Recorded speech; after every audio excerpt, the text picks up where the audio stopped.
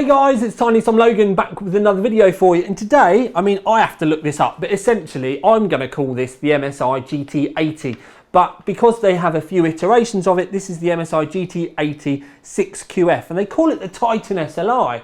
Titan is a good brand name, but it makes you think of Titan graphics cards, so don't confuse it with that. It's actually got two 980s and SLI, not 980Ms though. Oh no children, not 980Ms. They have fully fledged desktop graphics cores on them. So two fully fledged GTX980s with 4GB of VRAM each in this. And then you've also got a processor which is an i7. And it's as good as you can get in the mobile land to the 6700K. And it's got 4 cores and 8 threads. So it's a quad core hyper-threaded processor which will go up to 3.8 GHz. And yes, I have got some notes. But this side, Tom, we will magic you up the specs. So that will go up to 3.8 GHz. And then we've got a 18.4 inch 1920 by 1080. It's actually a PLS display, but if you're used to hearing IPS, it's essentially the same thing. It's just different brands. So we've got an 18.4 inch PLS display, 64GB of RAM, 64GB of RAM. You've then got two 240GB solid state drives, but they're PCI Express solid state drives, M.2 and in RAID 0. Going to get some crazy read and writes that I will show you as well. And then there are a lot of other bits and bobs that you can see, going down there. There's essentially, 2 times 256, not 240. You've got a 1TB hard drive in there for storage as well, so you've got loads of room for your games. And then, like I said, there's a lot of stuff going on in this laptop, a heck of a lot of stuff. Steel Series keyboards on there with all cherry keys. Essentially, what we really should do is just move on, stop looking at me, and actually start looking at the pretty stuff. So we'll start off with our look at the keyboard, which is one of the most striking additions to this, given the fact that it is a full mechanical with all brown switches, and they're all individually backlit as well. It's not like it's just patchy or anything like that. There is a red background, which when we zoom in, you can see that underneath. But just to pull a normal switch, and there you can see the brown switch with the lovely bright red LED. And the other thing to keep in mind here is the keys do have a slightly orange tinge.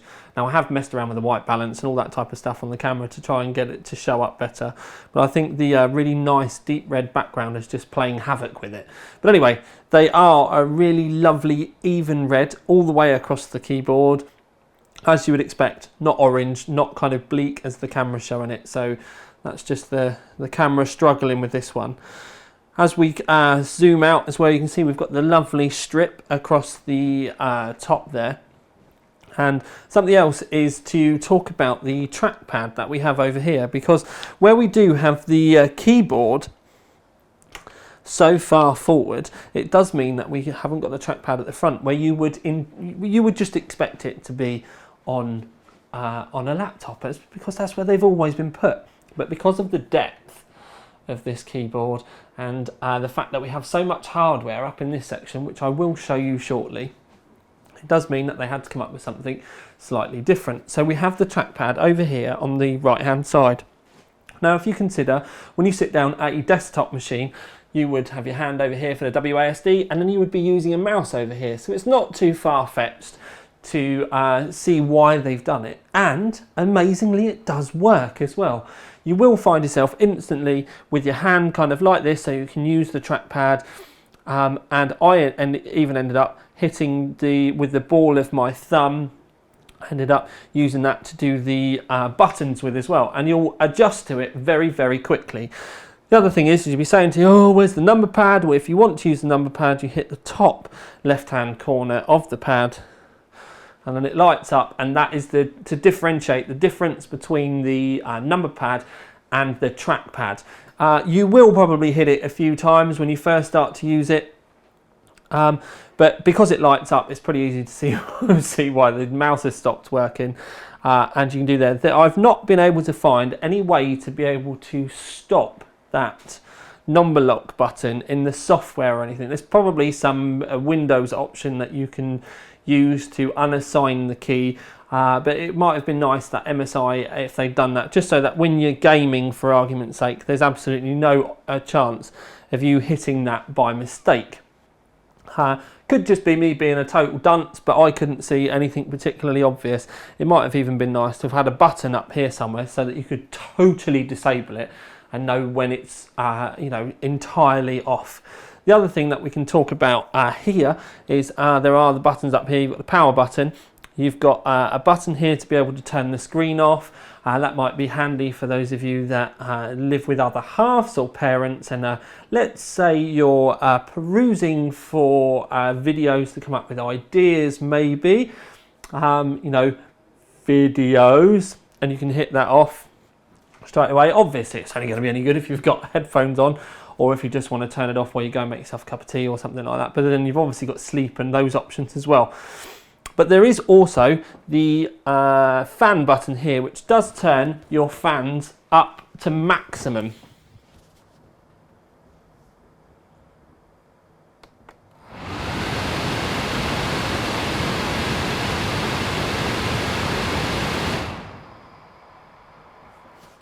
Now we will be showing you more in depth into that sort of stuff in a minute, but I just wanted to give you just a quick blast while we were looking at the top of the unit. Onto the screen itself. Now I've got the lights off, but obviously you can see me walking around because I have a window behind me, but it was the best way for me to show you at least some of the colours. Now what you need to be able to remember is no matter how good my filming is, this is always going to get rated by the codecs on YouTube, but also it's going to be very dependent on your monitor at home as well. But anyway, it's 1920 by 1080, full HD. It's got a 700:1 contrast ratio, and it's got a really wide viewing angle, which is 178 degrees horizontal and 178 degrees vertical. It is, they say it's an IPS level, but it basically means that it's PLS. But that's essentially the same thing, it's just made by different manufacturers. The bezel around the outside, as you can see, you've probably got about 12 to 15 millimeters of bezel around the outside of the screen itself, and you have a webcam at the top. Having the bezel can actually not be a bad thing, because if you have too narrow a bezel around the sides or even at the top, some manufacturers have gone to moving their webcam right down to the bottom here. The laptop I own has got it. And it can be a little bit obscure if you're used to Skyping with your friends or your girlfriend or anything like that. So especially in maybe even a streaming sense, this up here is a much better idea. Another thing to point out is it's actually quite a large screen. It's 18.5 inch diagonal across the screen with a width of just over 18 inches as well. So it's actually quite a large screen for a laptop as well. But then when you think about it, it's quite a large laptop. Our first side on view, and you can see one of the vents here, which there are quite a few of them, but we've got our slot loading optical disk drive here. We've got our audio out with the gold surround. We've got our card reader, 3 USB 3s, digital optical audio out, and then we have a headphone jack and a microphone jack. Around the front there are no switches, but we do have a wireless, a battery and a hard drive light underneath here. These light up blue, and then when they're on your desk they give you a slight glow of illumination down onto the work surface. The other side we have a further 2 USB 3s and then another view of one of the exhausts for the cooling. Around the back of the laptop itself we have 2 more vent ports. We have Ethernet, which is killer. This is the power connector. The power box itself is absolute monster, and the output is 19.5 volts and 16.9 amps. So it's a big old beast. We do also have a HDMI out. We have a DisplayPort out, and we also have a Thunderbolt out as well. But this is obviously a USB type 3.1C connector. So this is reversible, and essentially we've got options here to be able to run 260 frames per second 4K screens should you want. So you can actually use the monitor as your center monitor should you wish. and then run 2 external screens as well, so there's quite a bit of grunt there. Obviously that's going to be dependent on what you want to run them on, because 4K screens are obviously going to give you, it's going to be really demanding, but the connections are all there, your options are all there: DisplayPort, Thunderport, HDMI, power, and then gigabit LAN. When we get round to the back side of the laptop, a few screws and a warranty sticker later. It is there once the camera decides to change. There we go! Boom! Void if tampered. So, 1 voided warranty. But I wanted to give you a look inside, because it's not very often we get to be nosy like this. Now, first things first, this whole front section here is your keyboard. This is your mechanical keyboard, and that's why there is so much depth to the machine itself. As you can see, the rest of the actual componentry all fits in kind of nice and tidily, but that is a big chunk at the front. Quite surprisingly, this relatively small section over here is the battery, which is why the battery life, as I will show you, isn't that great. But we can see our first 2 DIMMs, and these are 16GB DIMMs, because obviously we have 64GB in total. I've shown you the exhausts and the air intakes and exhausts and all that type of stuff around the sides and the back of the laptop. And as you can see, that we do have the 2 cooling sections over in either corner with a lot of heat pipes in between. But when you consider the amount of actual like cooling fins that we've got, because there's one here, one here, one here and one here, there isn't actually a great deal of them. Now we do have the back off. I don't know why it's decided to spin, because the machine itself is turned off. So the ghosts are with us today, and I'll make sure that I don't press on any I'll make sure I don't press on any of the electrical componentry. But anyway, you couldn't make it up, could you? I think it might have just gone off. Anyway, obviously it's quite difficult for us to be able to remove the battery. Another case in point is normally if we were going to bust something open like this, or especially if we were going to be changing components like memory and the like, we would remove the battery, but it's quite built in here. It's actually quite difficult to remove. It can be taken out. It obviously can be replaced as well. But for the sake of this video today, where we're not actually removing anything, we've not done it.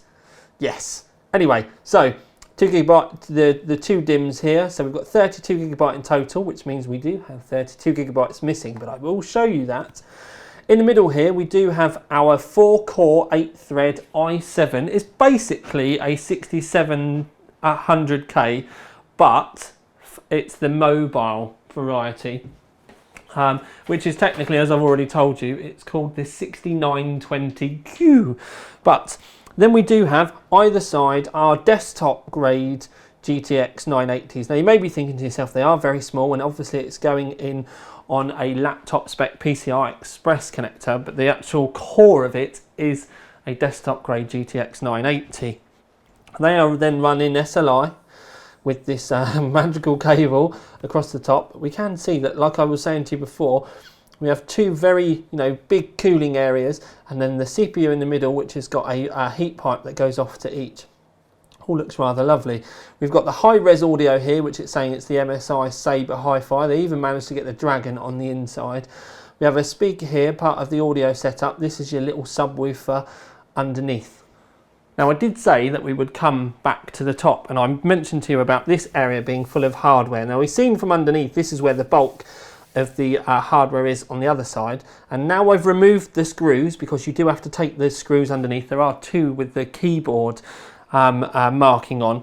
It does mean that you can then push a little to the side, and then this panel does come off, exposing what's underneath. Now I posted a picture of this on Instagram the other day, and people were going nuts about the mechanical hard drive. Well, the mechanical hard drive is there just as storage, and it's a 1TB 7200 RPM variety. Just to the left hand side of it, we do have here an mSATA SSD slot. Now that's mSATA solid state drive. It's not PCI Express solid state drive.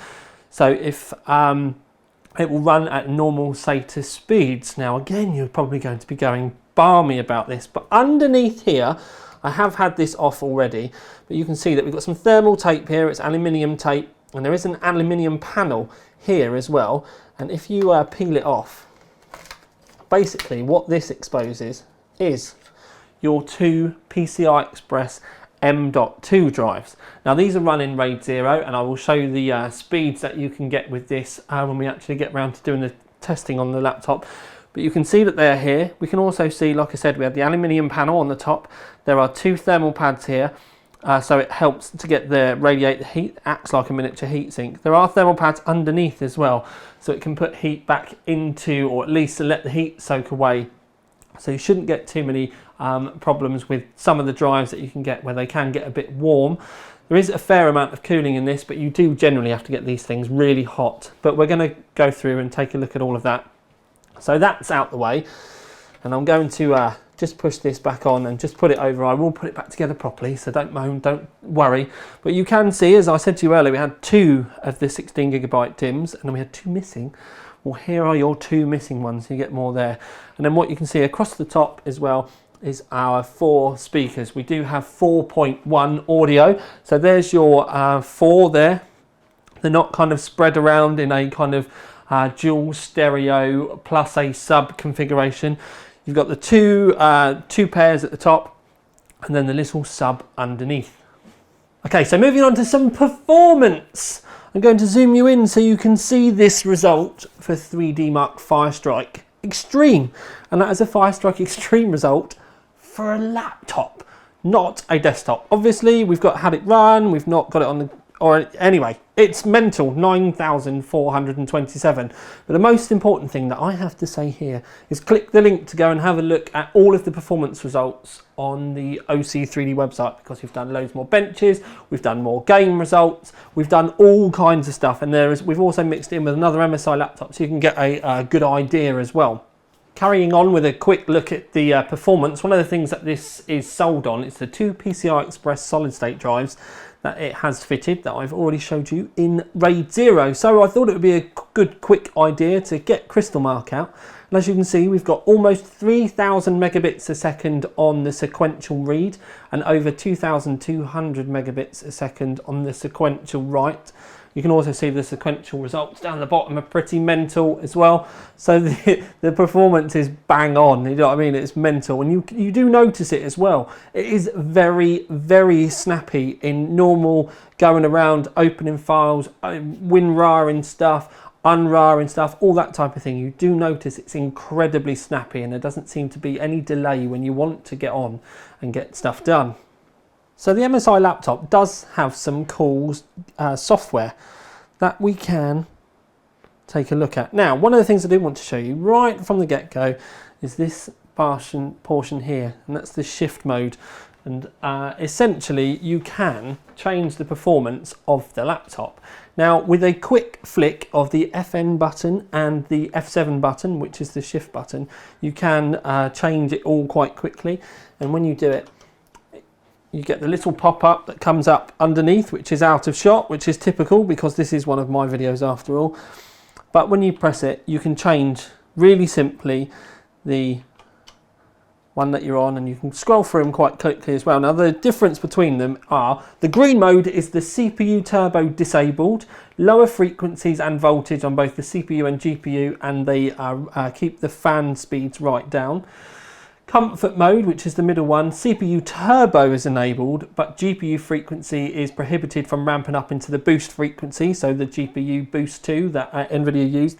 And then the sport mode is overclocking of both the CPU and the GPU, and it also activates the cooler boost. Now, with sport mode activated, it will go up to 3.8 gigahertz if you're only utilizing one core. But otherwise it's normally around 3.6. But I will talk to you about even pushing it further past that. So with the software, essentially we've got the gaming monitor, system monitor here rather, so you can just keep a quick eye on the stuff that you're doing. And there's no real options, as you can see. It's just a monitor so that you can check. You can't actually change it from within here. You've got a utility here where you can go into the Geforce Experience and then your Gamecaster, Instant Play. It's all to do with your display audio and your mouse sort of stuff. So, but the device setting is the one here. You can change the shift mode if you want and change how you access it. Okay, so overclocking, quick, really very quick. So I don't want to go too much into it, not like I normally do. You've got the Intel Extreme Tuning utility on here, which does give you access into changing the multipliers for your cores and you can change core voltage, processor, what they're calling the ICC max, turbo boost, short power. So there are a few settings in here that you wouldn't normally get with a laptop like this. Also in the BIOS there is no sign of any manual changes that you can do whatsoever.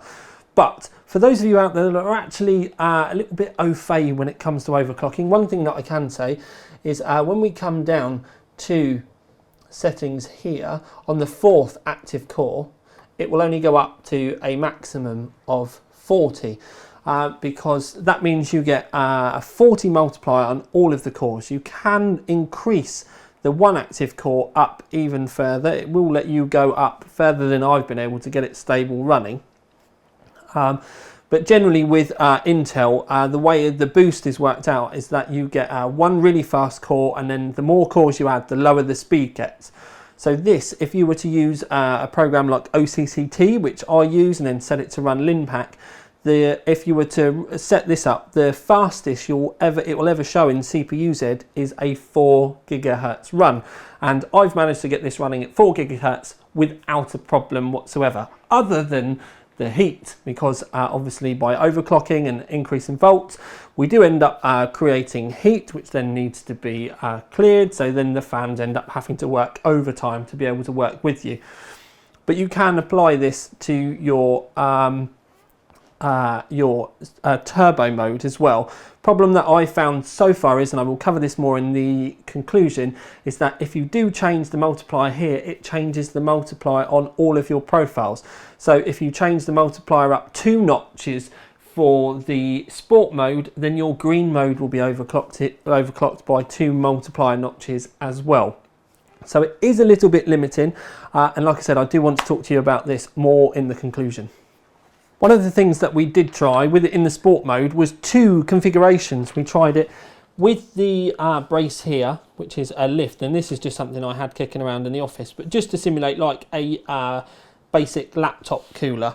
So we tried it in that configuration, and then just down flat on the work surface like that to test the difference between the 2 temperatures. And with it like this, our CPU got up to 95 degrees and then 88 degrees on the GPUs, but then with it raised, we managed to get the temperatures down 5 degrees on the CPU and down 2 degrees on the GPU, so 90 and then 86. Now, we would never be expecting the temperatures to be a desktop cool, considering the small confined spaces that they're in, but it does just go to show that you may, it may be worth, if you're going to be using this for a long term on your desk, maybe thinking about raising it up slightly or getting some kind of laptop cooler.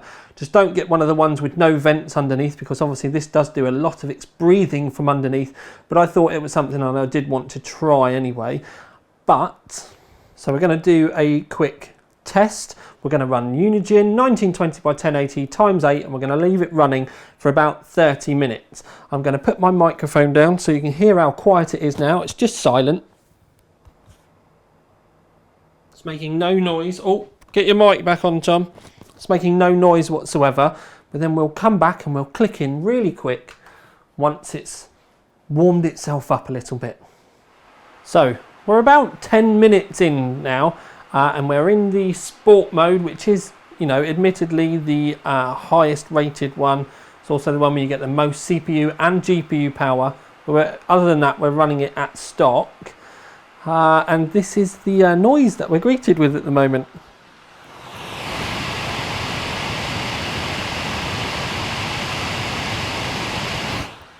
That's from one of the side vents. I'll flick it round the other side just so you can hear it there as well.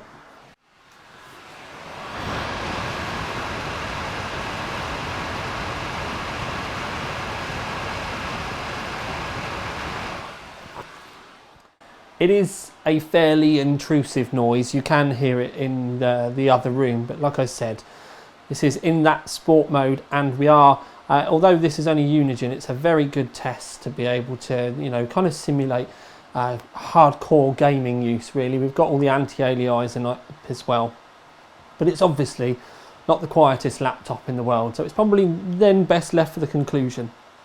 So, moving on to the conclusion, and yes, we are in a slightly different spot because, you know, why not? The laptop itself, at the end of the day, we ended up giving it the OC3D Performance Award.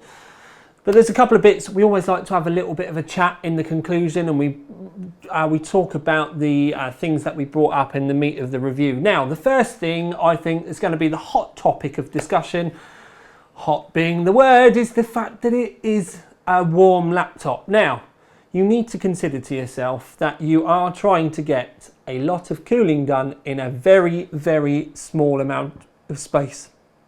We've essentially got the performance of a desktop i7 in there and a couple of 980s in something that's probably a quarter of the size of most ITX cases.